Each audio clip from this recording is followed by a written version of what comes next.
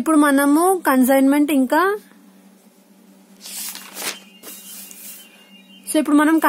ఇంకా సేల్ మధ్యలో డిఫరెన్సెస్ ఏంటివో చూద్దాము. సో ఫస్ట్ కన్సైన్మెంట్ అంటే ఏంటిది? కన్సైన్మెంట్ అంటే రిలేషన్షిప్ ఎవరి మధ్యలో ఉంటది? ఒక ప్రిన్సిపల్ ఇంకా ఏజెంట్, అంటే ఓనర్ ఇంకా ఏజెంట్ మధ్యలో ఉండే రిలేషన్షిప్ ఉన్న దాన్ని ఏమంటాం? కన్సైన్మెంట్ అని అంటాం. లేదు క్రెడిటార్ ఇంకా డెటార్ రిలేషన్ ఉంటే దాన్ని ఏమంటాం? సేల్ అని అంటాం.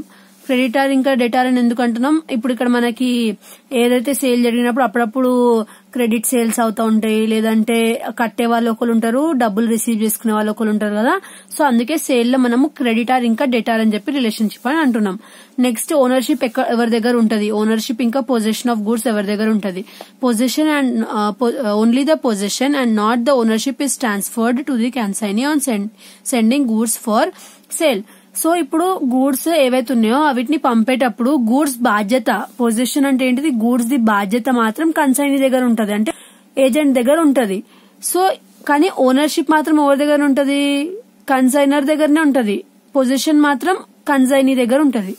బట్ సేల్ లో ఏంటిది? పొజిషన్ అంటే గూడ్స్ బాధ్యత ఇంకా ఓనర్షిప్ రెండు ఎవరైతే మనకి గూడ్స్ కొనడానికి వచ్చిన వాళ్ళు ఉంటారు కదా. ఇప్పుడు ఫర్ సపోజ్ ఒక మిల్క్ ప్యాకెట్ ఒక షాప్ లో అమ్ముతున్నారు.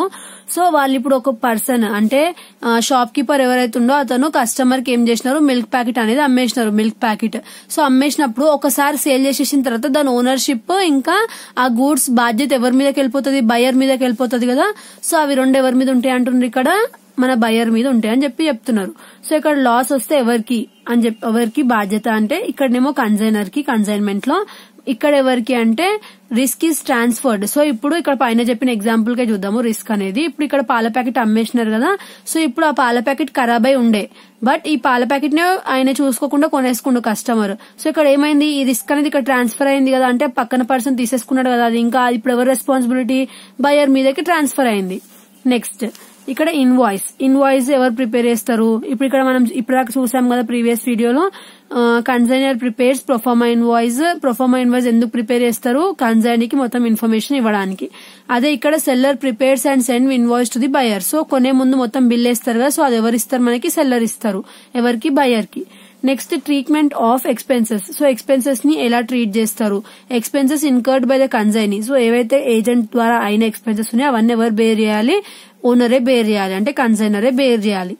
All expenses incurred after the sale of goods by the seller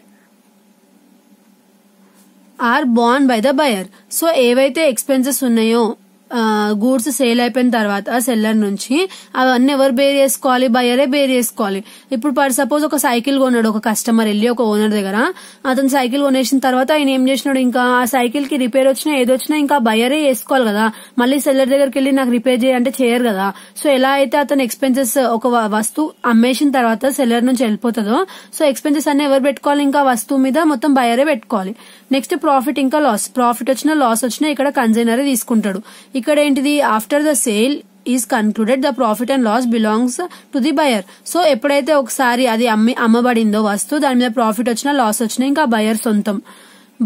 subject matter of dealing. Only movable property may be it's subject matter. So ఏవైతే మూవబుల్ ప్రాపర్టీ ఉన్నాయో అవి మాత్రమే involve అయి ఉంటాయంట ఇందులో, కన్సైన్మెంట్ లో. Any property both movable and immovable may be it's subject. So ఇందులో both movable immovable రెండు కూడా ఉంటాయంట ఇందులో సేల్ లో. Next repossession of goods. Consignor may direct the consignee to send him back the goods unsold or damaged. So ఇప్పుడు ఏవైతే కన్సైనీకి అమ్మమని కొన్ని goods ఇచ్చినాడో అవి ఒకవేళ అమ్ముడు పోకపోతే మళ్ళీ ఓనర్ రిటర్న్ ఇచ్చేసే నాకని చెప్తాడండి ఇక్కడ. సో ఇది మనకి consignment. Generally the reposition of goods by the seller does not arise. So ఇందులో అట్లా జరుగుతుందా? కిరాణా షాప్ లో ఉన్నాయి అన్ని వచ్చి కస్టమర్స్ అమ్ముకొని కస్టమర్స్ మళ్ళీ కిరాణా కొట్టు ఆయనకి ఇచ్చేసి వెళ్ళిపోతారా? అట్లా వెళ్ళరు కదా. సో సేల్ అలాంటివన్నీ జరగవు అని చెప్తున్నారు ఇక్కడ. సో ఇది మనకి కన్సైన్మెంట్ ఇంకా సేల్ మధ్యలో డిఫరెన్సెస్. నెక్స్ట్ ఇది మనకి జర్నల్ ఎంట్రీ పర్పస్ కోసం. సో ఇక్కడ మనకి ఏమంటున్నారు? కన్సైనర్ ఇంకా కన్సైనీ బుక్స్ లో ఎలాంటి ఎంట్రీస్ వస్తాయి.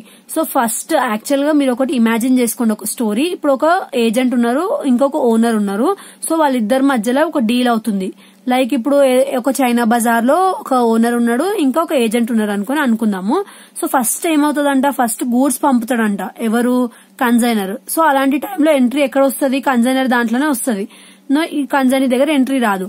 నెక్స్ట్ ఏమవుతుంది, ఎవరైతే ఓనర్ ఉన్నాడో అతను ఎక్స్పెన్సెస్ పే చేసుకుంటాడు. సో అప్పుడు ఓనర్ దగ్గరనే ఎంట్రీ వస్తుంది, ఇక్కడ రాదు.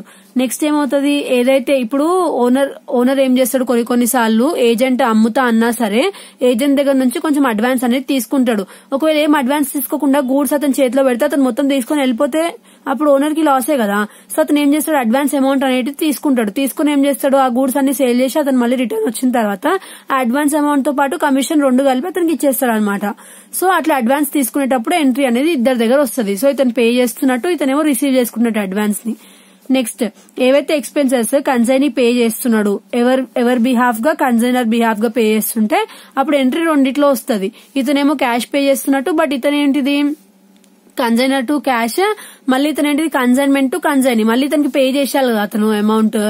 జస్ట్ ఇతను బిహాఫ్ గా ప్రస్తుతం సిచ్యువేషన్ కి, కరెంట్ సిచ్యువేషన్ కి మాత్రం పే చేస్తాడు ఇతను. మళ్ళీ తర్వాత రిటర్న్ తీసేసుకుంటాడు కన్సైనర్ దగ్గర నుంచి ఏవైతే ఎక్స్పెన్సెస్ అతను బేర్ చేస్తాడు. For discounting bill accepted by the consignor. So ఎవరైతే కన్సైనర్ దగ్గర నుంచి, ఇప్పుడు ఫర్ సపోజ్ ఇక్కడ అడ్వాన్స్ తీసుకున్నాడు కదా, సో అడ్వాన్స్ దగ్గర అతను ఒకవేళ బిల్ ఇస్తే ఆ బిల్ ఇక్కడ డిస్కౌంట్ చేసుకుంటారు కదా. So for discounting bill accepted by the consignor, ఒకవేళ కన్సైనర్ కి కన్సైనీ ఇక్కడ అడ్వాన్స్ పే చేసేటప్పుడు బిల్ ఇస్తే అప్పుడు అతను ఈ ఎంట్రీ కూడా రాసుకోవాలన్నమాట. ఏం ఎంట్రీ ఇది, కన్సైనర్ ఏదైతే బిల్ ని యాక్సెప్ట్ చేసిండో దాన్ని డిస్కౌంట్ చేసే ఎంట్రీ ఇది. అప్పుడు కన్సైనీలో రాదు, ఎందుకంటే ఇతను ఒకసారి పే చేసేసినాడు. ఇంకా డిస్కౌంట్ చేసుకుంటే ఓన్లీ కన్సైనర్ లోనే ఎంట్రీ వస్తుంది. నెక్స్ట్ ఏమంటున్నాడు, for goods sold by the consignee for cash or credit. So ఏవైతే గూడ్స్ ఉన్నాయో అవి కన్సైనీ ద్వారా సేల్ అవ్వబడినాయి అంట.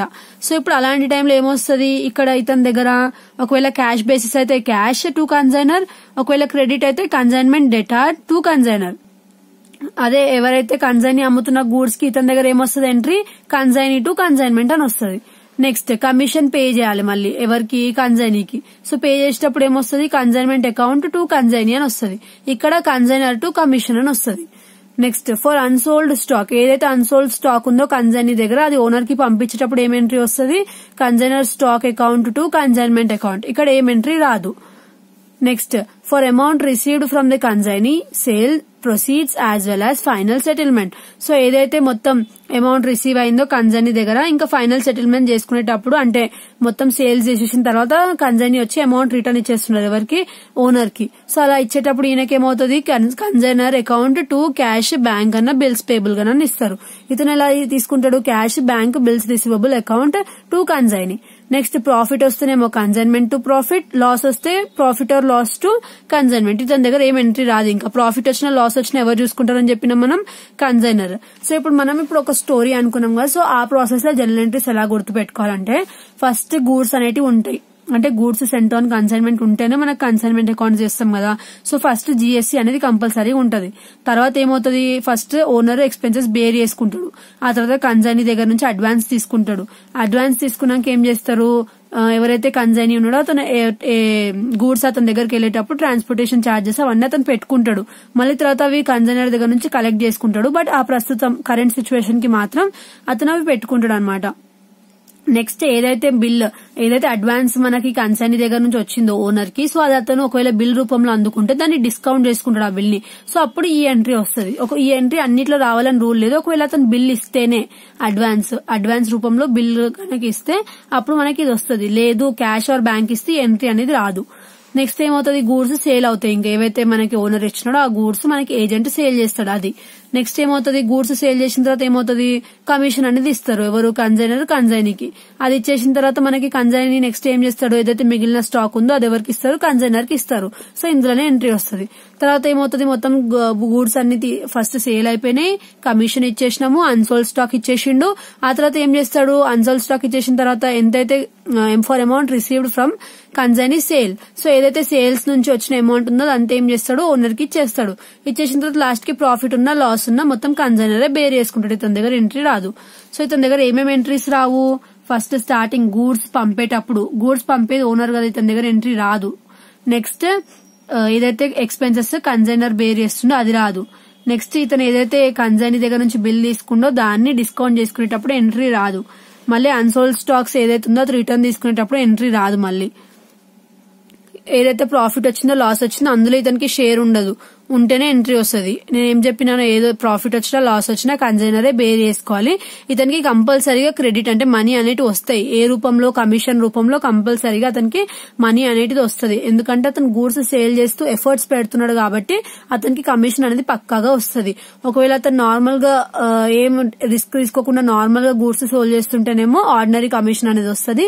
లేదు వాళ్ళు క్రెడిట్ బేసిస్ మీద కొన్నా సరే నేను రెస్పాన్సిబిలిటీ తీసుకుంటా, వాళ్ళు పే చేయకపోయినా నేను పే చేస్తా అని చెప్పి రెస్పాన్సిబిలిటీ తీసుకుంటే అలాంటి రిస్క్ మీద అతనికి ఎక్స్ట్రా కమిషన్, అతను తీసుకునే లాస్ మీద ఎక్స్ట్రా కమిషన్ అతనికి వస్తుంది. సో అదేంటిది డెల్ క్రెడార్ కమిషన్. లేదు ఉన్న ప్రైస్ కంటే ఎక్కువ ప్రైస్ కి అతను అమ్మితే అతనికి ఓవర్ రీడింగ్ కమిషన్ కూడా వస్తుంది. సో అవి types of commission.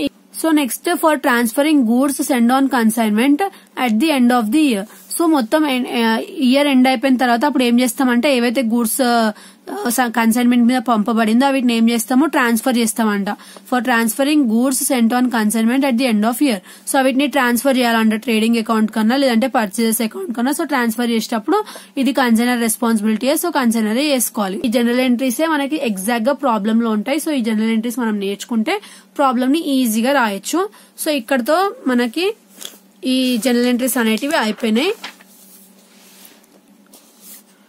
Next del credere commission ఒకవేళ నిజంగా ఇస్తే, డెల్ క్రెడార్ కమిషన్ ఇవ్వడం అంటే ఏంటిది, ఇక్కడ కన్సైని మనకి బ్యాడ్ డెట్స్ లాస్ అనేది బేర్ చేస్తున్నట్టు, అంటే క్రెడిట్ సేల్స్ అనేది జరుగుతుంది ఆ కన్సైన్మెంట్ లో అని. సో అలాంటి టైంలో కన్సైనర్ దగ్గర ఏం ఎంట్రీస్ వస్తాయి, ఈ 3 ఎంట్రీస్ వస్తాయి. మళ్ళీ కన్సైనర్ దగ్గర 3 ఎంట్రీ వస్తాయి. కన్సైనీ దగ్గర ఎన్ని ఎంట్రీస్ వస్తాయి, 5 ఎంట్రీస్ వస్తాయంట. సో ఫస్ట్ ఎంట్రీ ఏంటిది, no difference between cash and credit sales. So credit sales ఈ ఎంట్రీ వస్తుంది consignee to consignment. For bad debts చేసుకుంటుంటే బ్యాడ్ డెట్స్ ఏమైనా ఉంటే కన్సైనర్ ది రెస్పాన్సిబిలిటీ ఉంటుందా, ఉండదు కదా, ఎందుకంటే కన్సైనీ రెస్పాన్సిబిలిటీ తీసుకుంటుండు కదా. Next for commission. సో ఇప్పుడు ఎప్పుడైతే మనకి డెల్ క్రెడార్ కమిషన్ అనేది అలౌ చేస్తారో అప్పుడు ఏ కమిషన్ వస్తుంది మనకి, ఆర్డినరీ కమిషన్ కూడా వస్తుందంట. ఎవరికి, కన్సైనీకి డెల్ క్రెడార్ కమిషన్ తో పాటు. అంటే ఆర్డినరీ కమిషన్ ఒకవేళ 10% ఇస్తాను ఒప్పుకుని ఉంటే అప్పుడు del credere commission 5% extra add అయ్యి 15% వస్తుంది. అదే ఆర్డినరీ కమిషన్ అయితే డైరెక్ట్ 10% ఫిక్స్డ్ ఉంటుంది కాబట్టి అదొకటే వస్తుండే. బట్ ఇక్కడ బ్యాడ్ డెట్స్ ఏదైతే లాస్ ఉందో దాని మీద కూడా కమిషన్ పే చేయబడుతుంది అతనికి. సో అతనికి ఏమొస్తుంది ఎంట్రీ ఇక్కడ, కన్సైన్మెంట్ టు ఎవరికి పే చేస్తున్నాం కమిషన్, టు కన్సైనీ. నెక్స్ట్ ఇక్కడ కన్సైనీలో క్రెడిట్ సేల్స్ చేస్తుంటే కన్సైన్మెంట్ డెటార్స్ అంటే ఎవరైతే కొంటున్నారో కస్టమర్స్ ఉద్దరితో, సో వాళ్ళది to consignor. Next for bad debts, ఏవైతే బ్యాడ్ డెట్స్ ఉన్నాయో దానికి ఏమవుతుందంట, bad debts to consignment debtors. Next for collection from debtors. So ఎవరైతే డెటార్స్ అంటే ఉద్దరు తీసుకున్న వాళ్ళు ఉన్నారో సో వాళ్ళ దగ్గర నుంచి మళ్ళీ ఇక్కడ బ్యాడ్ డెట్స్ అంటే డబ్బులు తీసుకున్నారు కదా వాళ్ళు, ఉద్దరు తీసుకున్నారు గూడ్స్. సో ఆ గూడ్స్ డబ్బులు వాళ్ళు మళ్ళీ రిటర్న్ ఇచ్చేస్తే ఏం ఎంట్రీ వస్తుందంట, cash or bank account to consignment debtors account for closing of bad debts. So ఏమొస్తుంది ఇక్కడ, commission received account debtor to bad debts account అనే ఎంట్రీ వస్తుందంట. Next for balance of commission. Next ఏమవుతుందంట, balance of commission account debtor to profit and loss account. So ఎప్పుడైతే del credere commission అనేది add అవుతుందో అప్పుడు మనకి ఏమవుతుందంట, కన్సైనీలో ఇలాంటి ఎంట్రీస్ అనేటివి యాడ్ అవుతాయి. ఏం వరీ అవ్వకండి, నేను ప్రాబ్లమ్స్ ఎక్స్ప్లెయిన్ చేసేటప్పుడు డెల్ క్రెడార్ కమిషన్ ఉన్నది ఒకటి ఎక్స్ప్లెయిన్ చేస్తాను, నార్మల్ ఆర్డినరీ కమిషన్ ఉంటే ప్రాబ్లం ఎలా ఉంటుందో ఎక్స్ప్లెయిన్ చేస్తాను. జస్ట్ ఈ జనరల్ ఎంట్రీస్ మనం గుర్తు పెట్టుకుంటే అక్కడ అవి రాసేసి అమౌంట్ రాసేస్తే అయిపోతుంది. ఇది జనరల్ ఎంట్రీస్ లాగా ఉండదు, లెడ్జర్ అకౌంట్ లాగా ఉంటది దీన్ని ప్రొఫార్మాస్. సో దానికి మనము ఎలా ఉంటది ప్రొఫార్మా ఎంట్రీస్ ఎలా రాసుకోవాలి జనరల్ ఎంట్రీస్ ని బట్టి అనేది నేను సింపుల్ గా ఎక్స్ప్లెయిన్ చేస్తాను. డెల్ క్రెడార్ కమిషన్ లేకపోతే అప్పుడు బ్యాడ్ డెట్స్ ది రిస్క్ ఎవరి మీద పడుతుంది, ఓనర్ మీద పడుతుంది. ఒకవేళ డెల్ క్రెడార్ కమిషన్ ఇస్తే కన్సైనీకి అప్పుడు రిస్క్ ఎవరి మీద ఉంటుంది, కన్సైనీ మీద ఉంటుంది. సో ఇక్కడ డెల్ క్రెడార్ కమిషన్ లేదు, సో క్రెడిట్ సేల్ అవుతుంటే రిస్క్ ఎవరి మీద ఉంటుంది, కన్సైనర్ మీద ఉంటుంది. సో తన దగ్గర ఎంట్రీ ఏం రాదు. ఇక్కడ ఏమొస్తుంది, consignment debtors to consignment. Next bad debts, ఏవైతే బ్యాడ్ డెట్స్ ఉన్నాయో దాని మీద ఎవరు దాని మీద రెస్పాన్సిబిలిటీ తీసుకుంటారో, consignment account to consignor debtors account. ఇక్కడ ఎంట్రీ ఏం రాదు. Next for collection from customers, ఏదైతే బ్యాడ్ డెట్స్ అమౌంట్ ఉందో అది కస్టమర్స్ దగ్గర నుంచి కలెక్ట్ చేసుకుంటే ఏమొస్తుంది entry, cash or bank account to consignment debtors account. For collection from customer by consignee.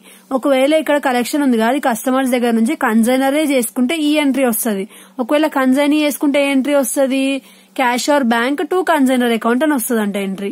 ఇక్కడ కన్సైన్మెంట్ డెటార్స్ అని వస్తుంది. ఎప్పుడు ఒకవేళ ఓనరే తీసుకుంటే, కన్సైనరే తీసుకుంటే కన్సైనర్ అనే అకౌంట్ వస్తుంది. ఎప్పుడు కన్సైనీ తీసుకుంటే, కన్సైనీ అంటే ఎవరు, ఏజెంట్. ఏజెంట్ ఒకవేళ ఓనర్ కి ఇచ్చే డబ్బులు తీసుకుంటే ఈ ఎంట్రీ వస్తుంది. ఓనర్ ఒకవేళ ఓనర్ కి ఏదైతే కస్టమర్స్ ఉద్దరి తీసుకున్న కస్టమర్స్ వచ్చి పే చేస్తే ఈ ఎంట్రీ వస్తుంది. సో ఇది మనకి ఎంట్రీస్. ఈ ఎంట్రీ రాయకుండా మీరు ఈ ఎంట్రీ కూడా రాసుకోవచ్చు, బట్ అంత ఈజీ ఉండదని చెప్పి ఇది కొంచెం దీనికి సిమిలర్ ఉంది కాబట్టి ఇది రాస్తే బెటర్ అని చెప్పి నేను ఇది చెప్పినాను. నెక్స్ట్ మనకి ఏమేమి లెడ్జర్ అకౌంట్స్ వస్తాయి ప్రాబ్లమ్స్ చేయడానికి. Consignment account, consignee account, goods sent on consignment account. So consignment account అనేది మనకి నామినల్ అకౌంట్ లా ఉంటుంది. అంటే నామినల్ అకౌంట్ రూల్ ఏంటిది, debit all expenses and losses, credit all incomes and gains. Next consignee account అనేది మనకి ఎలా ఉంటుంది, పర్సనల్ అకౌంట్ లా ఉంటుంది. పర్సనల్ అకౌంట్ అంటే ఏంటిది, debit the receiver, credit the giver. Next goods sent on consignment account ఎలా ఉంటుంది అంట, రియల్ అకౌంట్ లా ఉంటుంది. రియల్ అకౌంట్ అంటే ఏంటిది, debit what comes in, credit what goes out. Next ledger accounts in the books of consignee. So consignee book లో ఎలాంటి ledger accounts వస్తాయి, ఒకవేళ డెల్ క్రెడిట్ కమిషన్ అనేది ఇవి రాకపోతే అప్పుడు ఓన్లీ కన్సైనర్ అకౌంటే ఉంటది.